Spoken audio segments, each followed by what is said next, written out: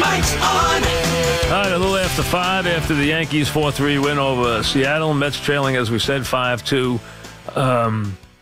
Batting in the 7th, and the NBA draft gets underway in just a couple of hours right here on the Fan. Eric in Long Island starts us off. What's up, Eric? Mike, good afternoon. Welcome back. I got to wait till September for you to pick on me about the Cowboys again, but I got my Yankee questions now. Go ahead.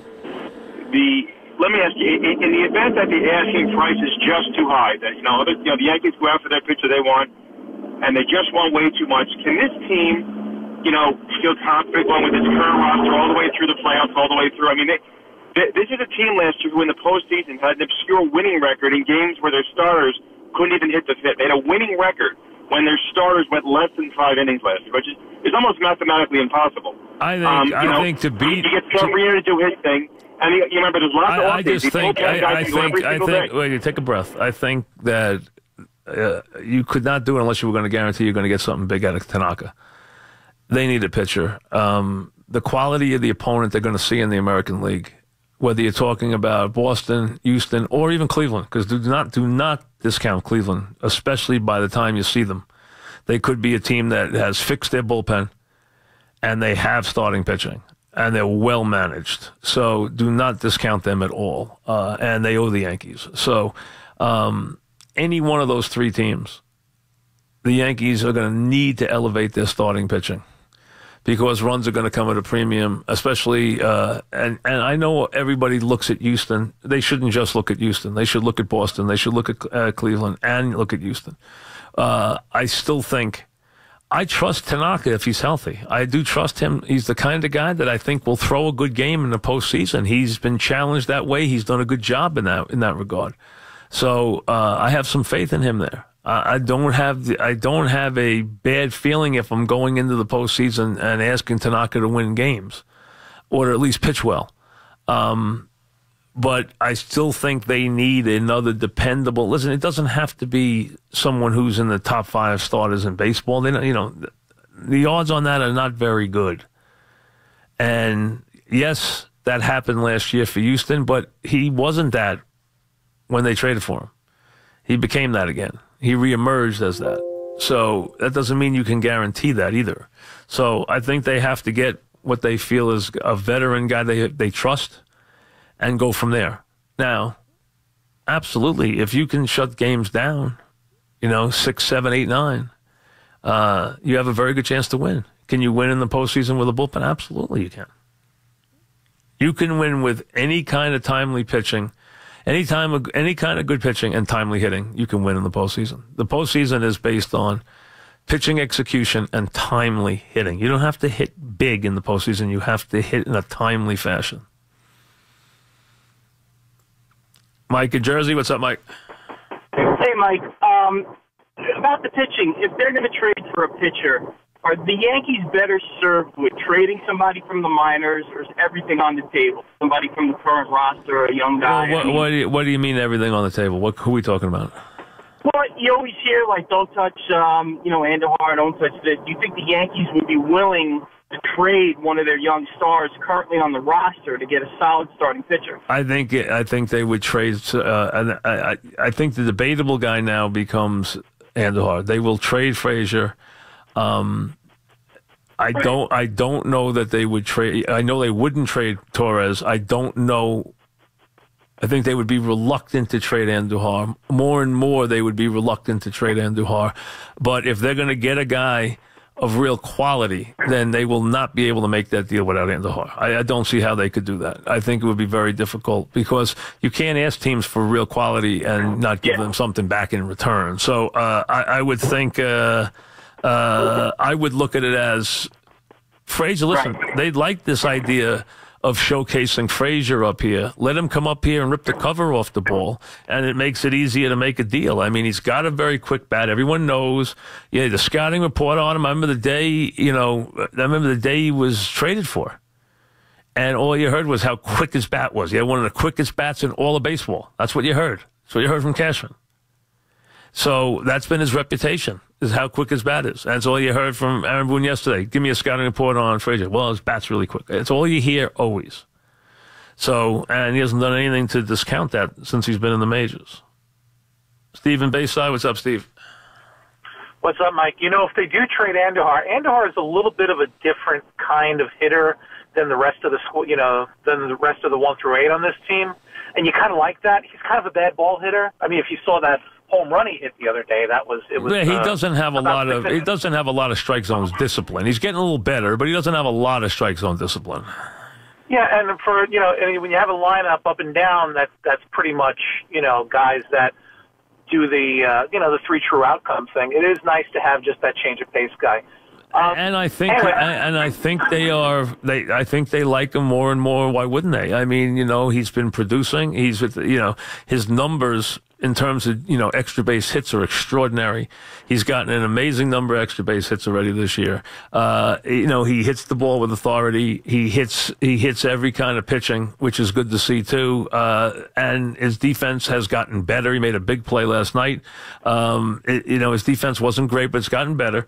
I wouldn't say yet he is a, untouchable. Torres is clearly an untouchable. I'd say that he is a hard to get now, is what I would say.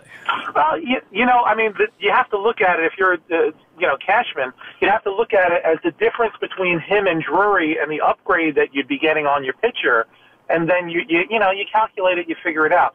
Anyway, teams are going to want Andujar a lot more than they're going to want Drury. I mean, clearly. I mean, so I think that's I don't think that's an even switch. But again, if you're going to give, you got to get. I mean, if you're going to get, you got to give. I mean, there's no way around that. You're going to have to give the other team. If you're asking for quality, you got to give quality. If you're going to trade with a team and they're going to, you're going to ask for a good pitcher, you got to give them something. Remember, they're probably all starting asking for Torres, so that the conversation already hasn't started out well. Although, the Yanks have made it, Cashman, before he's even gone through this process, or as he's begun to go through this process, has made it very clear to everybody that he's untouchable. Scott in Manhattan. What's up, Scott? What's up, Nick? I got to tell you, buddy, I am not in a good place ahead of this draft tonight. I just have the bad feeling that the Knicks are going to bungle the draft. They bungled the tank. Now they're at 9. Well, you don't know that. You have no. Well, I do. It's been around. No, you don't. It's been around long enough. No, I've been around long enough. They bungled every draft. Listen, but you know what? You know nothing about the guys who are picking now. Nothing. Well, okay. Let me ask you this. So nothing. Okay, all right, whatever. Let's say they trade up. Okay, they trade up to 4. They take on the Parsons contract.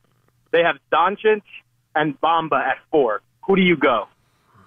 You know what? I'm not going to sit here and talk about a player I've never laid eyes on and tell you I can give you an expert opinion on him. And if you would do that, you'd be a fool. So if they're going to draft a European player, you have to have someone in that room who has been in the same area code with that player. Okay? And if they haven't done that, then they don't deserve their jobs. Because to tell me you're going to draft a guy from videotape, I'm sorry, you can't do it. So I'm not going to sit here. And that's one thing. That's why every year it comes up with the drafts. I don't talk about the European players because I've never seen them. And if you can't see them, you can't talk about them.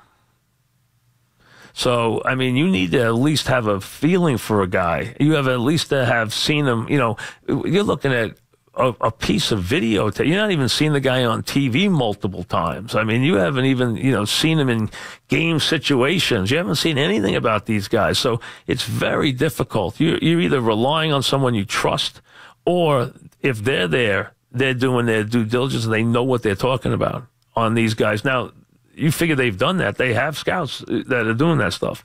So you figure they have people who have done that for them, who have given them access and given them real opinions about those players. I don't think they're moving up for that trade. I think that's a long shot that they're there. You heard yesterday, you had Brendan Brown say that Memphis has a dance partner. He didn't know who it was. He wasn't saying that it was the Knicks. I don't know if they do. We're going to find out tonight. If you're asking me the skill set, I would take Doncic for the skill set, but I am not going to tell you that I'm going to ever take a player I don't know that I've never seen.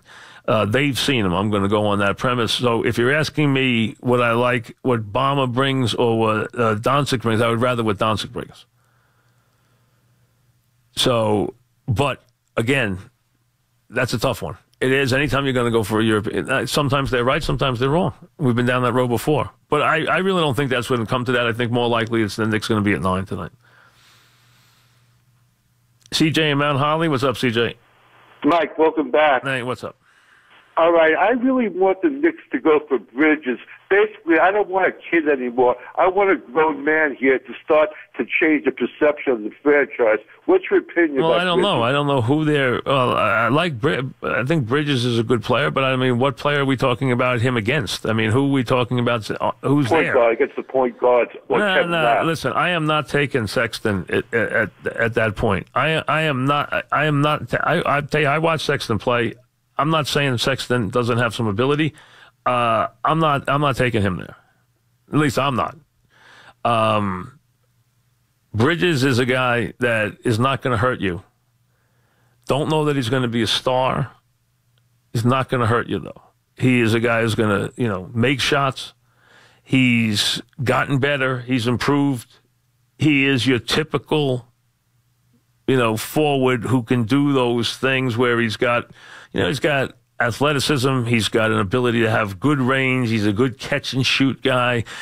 Jay Wright tells you he's a great person. I mean, from that standpoint. So, I mean, there are so many guys, though, that you bunch up there, whether you're talking about Bridges from Michigan State, whether you're talking about Carter and Porter and Knox and, guys like that. I mean, there's a whole handful of them.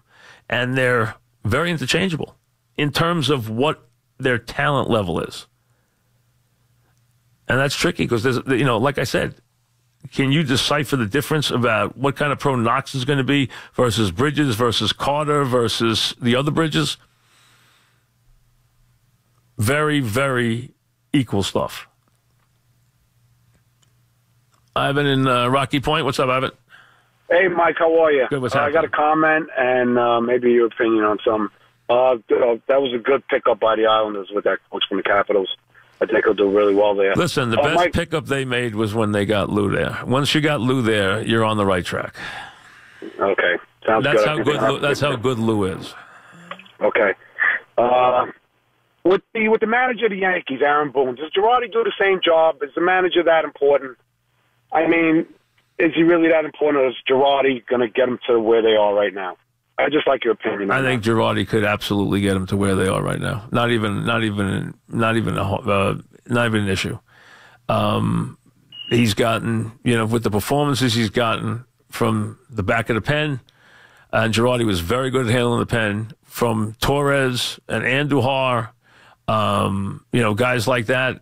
I would really listen. Boone's done everything you could ask him to do. He's won 50 games already. Were there some guys who were tired of Girardi? Yeah, there were. I mean, we all know that. After a lot of years, the guys who were there, maybe a couple of guys last year, he might have ruffled some feathers. Okay. Do I think that would have stopped them from playing well? Hey, they played well last year. The Yankees played great last year. They came within an eyelash of winning the whole thing. So, I mean, to me, you couldn't have had a much better year than they had last year. They overachieved. They did a great job. Would they have done that this year with him? I'm sure they would have. But they've done it for Boone, so it's a moot point. Ari in West Orange. What's up, Ari? Hey, Mike. How you doing? Again, long-time listener. Really enjoy your show, as always. Thank you for taking my call. I do want to ask a question about Greg Bird. Before I get to that, I agree with you about Girardi. I was a big Girardi fan. I was sorry to see him go.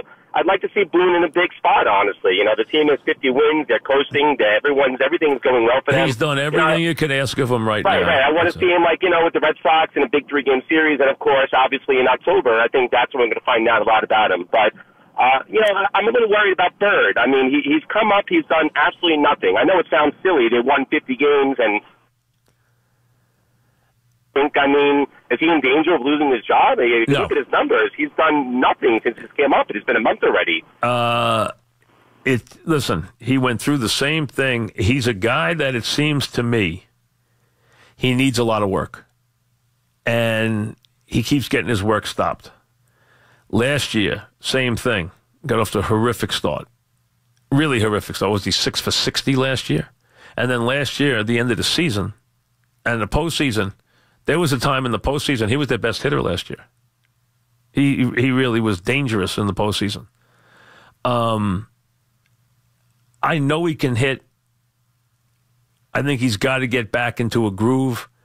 The Yankees are very high on him as a hitter, exceedingly high. But there comes a point where on this team, to play, you're going to have to produce. Because this team's got so many people that can push you and so many answers at so many spots that you can say, hey, this guy's got it. This is a little different with Sanchez. Sanchez has already done it. Now, we've seen Bird do it in spots, but we haven't seen him do it even for the length of time that Sanchez has. So, and Sanchez is a catcher, which makes it a little different. I'm not saying they're going to lose their patience with Bird, but it would behoove him to get his offense going in the near future. I would agree with that. Danny and Yankees, what's up, Danny? Mike, welcome back. Thanks. Mike. What's up?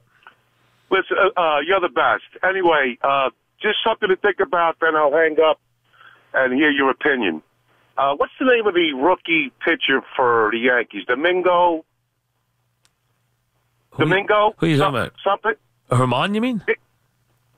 Yeah, the pitcher that just the guy who pitched last out. night or the night before? Yeah, last night. No, not last night. The night before. You're talking about Herman. The night before. Herman. I think he had 13 strikeouts. Herman, you're talking about Herman. Last night was Loizaga. Talking about Herman was the night before. Yes. He could be the diamond in the rough for the Yankees. Why don't they make him or consider making him part of the starting rotation? Well, I wanted your opinion on that. He is in the rotation. He's been in the rotation now for a while. He can't make him any more a part of the rotation than he's in it. He's been in the rotation for now 5 or 6 turns. Ever since the Kansas City game, whenever that was. He pitched one game, then he pitched the Kansas City game, gave him 5 runs. The game before that, he pitched well, pitched 5 shutout innings. Then he gave him 5 runs in the Kansas City game when they left him in the rotation, and he's done well since then. So he's been in the rotation probably for, 7 straight starts, I'd say, something like that now. So he's been there, and he's done a good job. He's got 3 pitches. And, again, he's looked the part of someone who belongs. You can't fault him yet. Back after this.